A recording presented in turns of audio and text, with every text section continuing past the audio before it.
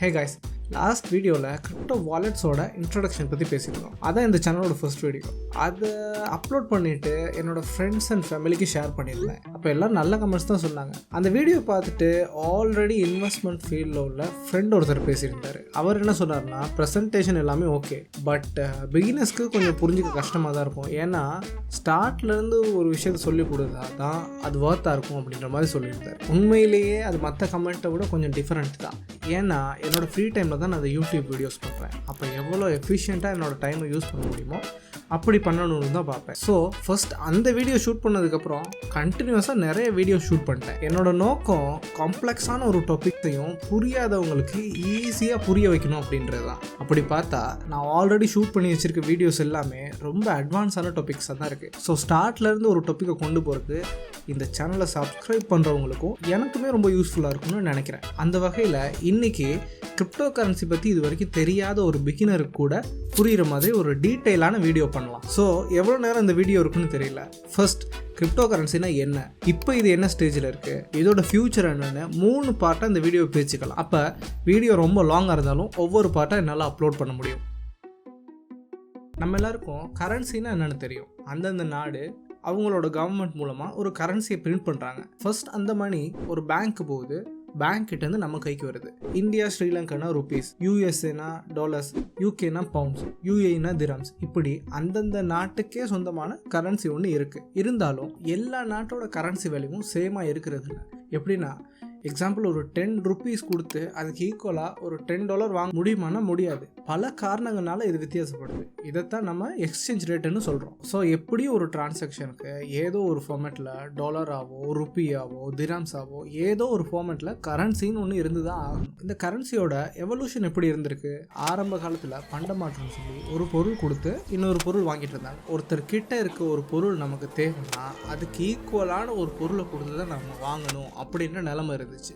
இதில் என்ன ப்ராப்ளம் வந்துச்சுன்னா, முதலாவது நெகோசியேஷன். உதாரணத்துக்கு ஒருத்தர் நிறைய மீன் பிடிக்கிறாரு, அவர்கிட்டேருந்து அந்த மீனை வாங்கணும்னா நிறைய சோளம் வச்சுருக்க ஒருத்தர் அந்த சோளத்தை கொடுத்து அதுக்கு பதிலாக மீனை வாங்கிக்கிட்டாரு. அதே மாதிரி சோளம் உள்ளவர்கிட்டேருந்து சோளத்தை வாங்க ஒருத்தர் அவர் வளர்க்குற கோழியை கொடுக்குறாருன்னா அந்த கோழியை வாங்கி அந்த முட்டையை வச்சு அவர் ஒரு ஃபார்மே ரெடி பண்ணுறாரு. ஸோ இந்த இடத்துல 2 பேருக்கும் ஈக்குவலான வேல்யூ கிடைக்கிறதுல ப்ராப்ளம் க்ரியேட் ஆச்சு. அதுக்கு என்ன பண்ணாங்கன்னா, யாருக்கும் யூஸ் ஆகாதுன்னு நினச்ச அதே நேரம் கிடைக்கிறதுக்கும் கொஞ்சம் கஷ்டமாக இருக்க கடல் சிப்பி, உப்பு, மிருகங்களோட தோல், இதுகளை ஒரு கரன்சி மாதிரி யூஸ் பண்ணிட்டு இருந்தாங்க.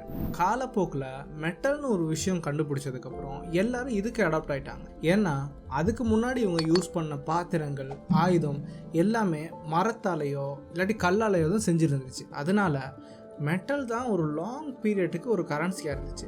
அடுத்து இதோட அவைலபிலிட்டி கூடிட்டே வந்தனால கோல்டு மாதிரி ப்ரீஷியஸ் மெட்டீரியல்ஸை ஒரு கோயினாக ரொம்ப நாள் யூஸ் பண்ணிட்டு வந்தாங்க.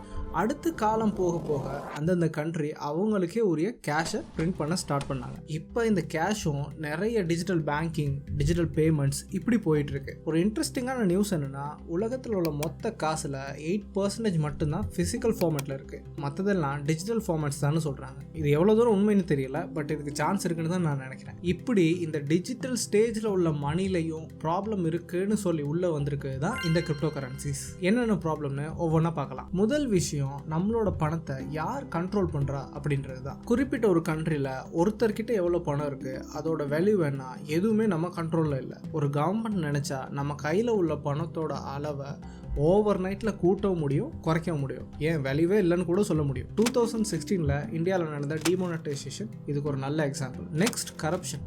ஒரு காலத்தில் ஒரு கவர்மெண்ட் கிட்ட எவ்வளோ கோல்டு இருந்துச்சோ அதுக்கேற்ற மாதிரி தான் நோட்ஸ் பிரிண்ட் பண்ணிட்டு இருந்தாங்க. இது அப்படியே மாறி இப்போ எப்பெல்லாம் அவங்களுக்கு தேவையோ அப்பெல்லாம் நோட்ஸ் அச்சடிக்க ஸ்டார்ட் பண்ணிட்டாங்க. இதை கவர்மெண்ட்ஸ் அவங்களோட பவரை அப்யூஸ் பண்ணுறதா தான் மக்கள் பார்க்குறாங்க. இதோட விளைவு என்னென்னா இன்ஃப்ளேஷன். நீங்கள் ஸ்ரீலங்காவில் இருக்கிறீங்கன்னா உங்களுக்கு இன்ஃப்ளேஷன் பற்றி தனியாக சொல்லணும்னு அவசியமே இல்லை. இப்படி ஓவராக பணத்தை பிரிண்ட் பண்ணுறதுனால பணவீக்கம் கடைசியில் மக்கள் தலையில் தான் முடியுது. Next, safety.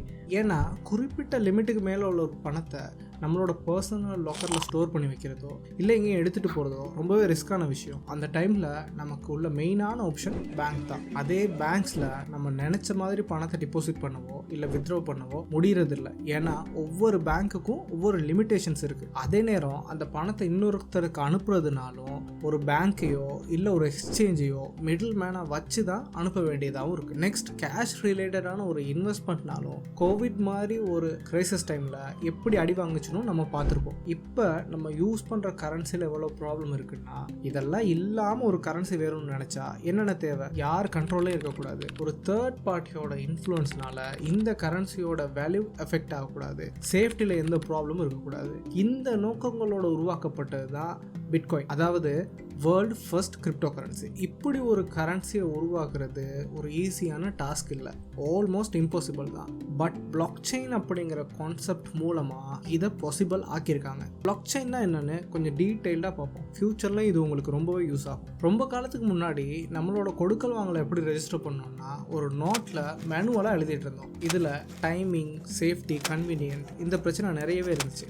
யார் நினச்சாலும் அந்த நோட்டில் உள்ள டீட்டெயிலை மாற்றலாம். ஆர் யாராவது திருடிட்டா கூட அதோட டேட்டா எல்லாமே போயிடும் அப்படின்ற நிலைமை தான். அடுத்து கம்ப்யூட்டர்ஸ் வந்ததும் அதில் நம்மளோட டிரான்சாக்ஷனை இன்புட் பண்ணோம். அது நமக்கு ரொம்ப கன்வீனியன்ட்டாகவும் எஃபிஷியண்ட்டாகவும் இருந்தாலும் அதுலேயும் நம்ம ஸ்டோர் பண்ணுற டேட்டா பேஸில் ஏதோ ஒரு டேட்டாவை ஹேக் பண்ணிட்டாலோ இல்லை ஏதோ ஒரு வகையில் டிலீட் ஒரு சேஞ்ச் பண்ணிட்டா கூட ஒட்டுமொத்த டேட்டா பேஸும் கொலாப்ஸ் ஆகிற பிரச்சனை வந்துச்சு. ஸோ இதுக்கான ஒரு சொல்யூஷனாக தான் இந்த பிளாக் செயினை கொண்டு வந்திருக்காங்க. இது எப்படி ஒர்க் ஆகுதுன்னா, ஒரு பிளாக்னு சொல்லி அந்த பிளாக்குக்குள்ள குறிப்பிட்ட டேட்டாவை மட்டும் எடுத்துட்டு அதோட ஸ்டோரேஜ் ஃபுல்லானதும் அது க்ளோஸ் ஆகி அதுக்கு முதல்ல உள்ள பிளாக்கோட லிங்க் ஆகி ஒரு செயினை கிரியேட் பண்ணுது.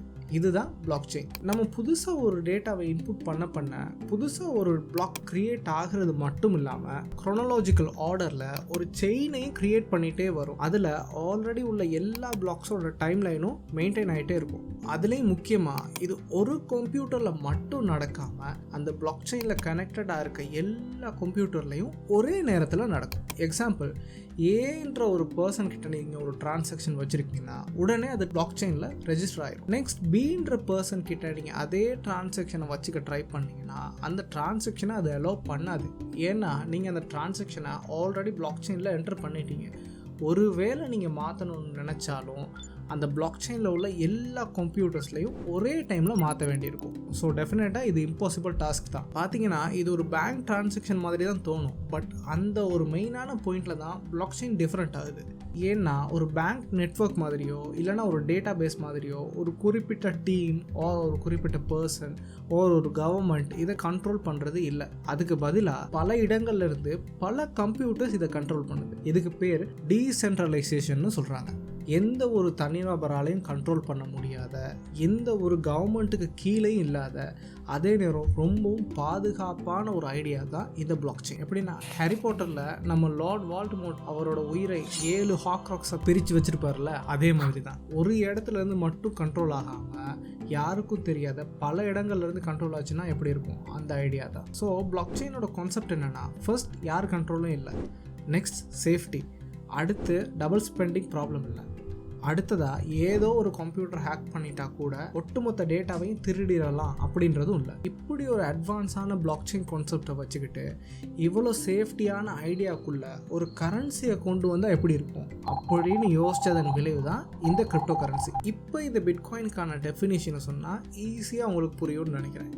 எந்த ஒரு தனிநபரோ நிறுவனமோ ஒரு கவர்மெண்ட்டோட தலையீடும் இல்லாமல் ஒரு தேர்ட் பர்சனால் கண்ட்ரோல் பண்ணப்படாத பிளாக் செயினோட உதவியோட 2009 ஃபர்ஸ்ட் ஸ்டார்ட் பண்ண காயின் தான் இந்த பிட்காயின். இதை ஸ்டார்ட் பண்ணது சத்தோஷி நாகமோட்டோ அப்படின்ற ஒரு தனிநபர் அல்லது ஒரு குரூப் தான். இது யாருன்னு இது வரைக்கும் யாருக்குமே தெரியாது. அதே மாதிரி இந்த பிட்காயினுக்கு எந்த ஒரு உருவமும் கிடையாது. இன்டர்நெட்டில் நீங்கள் பார்க்குற ஃபோட்டோஸ் எல்லாமே இதோட கற்பனை உருவங்கள் தான். கிரிப்டோ காயின்னா ஒரு ஐடியாவுக்காக காட்டுறாங்களே தவிர ஃபிசிக்கலாக இது அவைலபிள் கிடையாது. நிறைய பேருக்கு blockchain, bitcoin, cryptocurrency இது மூணுக்கும் கன்ஃபியூஷன் இருக்குது. ஸோ பிளாக் செயின்னா கிரிப்டோ கரன்சிஸ் ரன் ஆகிறதுக்கு ஹெல்ப் பண்ணுற ஒரு டீசென்ட்ரலைஸ்ட் லெஜர். அதில் கிரியேட் ஆகிற கோயின்ஸ் தான் இந்த கிரிப்டோ கரன்சிஸ். அதுலேயும் ஃபர்ஸ்ட் ரிலீஸ் ஆன கோயின் தான் இந்த பிட்காயின். இந்த பிட்காயினுக்கு அப்புறம் நிறையவே கிரிப்டோ கரன்சிஸ் ரிலீஸ் ஆகியிருக்கு. ஸோ 2019 ஜனவரியில் நீங்கள் 1 லட்ச ரூபா இன்வெஸ்ட் பண்ணியிருந்தீங்கன்னா ஒன்றுமே பண்ணாமல் 2 வருஷத்தில் அது 16 லட்சமாக மாறி இருக்கும். அதே 2021 1 லட்ச ரூபா நீங்கள் இன்வெஸ்ட் பண்ணியிருந்தீங்கன்னா 70,000 ரூபா குறைஞ்சி இப்போ உங்கள் கையில் 30,000 ரூபா தான் இருக்கும். அதனால இப்போ கிரிப்டோ கரன்சினா என்னன்னு தெரியும்னு சொல்லி உடனே எல்லாத்தையும் தூக்கி பிட்காயினில் போட்டுறாதீங்க. இதை பற்றி நீங்கள் தெரிஞ்சுக்க இன்னும் நிறைய இருக்குது. ஸோ இந்த வீடியோ உங்களுக்கு யூஸ்ஃபுல்லாக இருந்தால் லைக் பண்ணுங்கள், உங்களோட ஃப்ரெண்ட்ஸ் அண்ட் ஃபேமிலிக்கு ஷேர் பண்ணுங்கள், உங்களோட ஐடியாஸ் அண்ட் சஜஷன்ஸை கமெண்ட் பண்ணுங்கள். இந்த வீடியோட நெக்ஸ்ட் பார்ட்டு பார்க்குறதுக்கு சப்ஸ்கிரைப் பண்ணுங்கள். நெக்ஸ்ட் வீடியோவில் பார்க்கலாம். பை.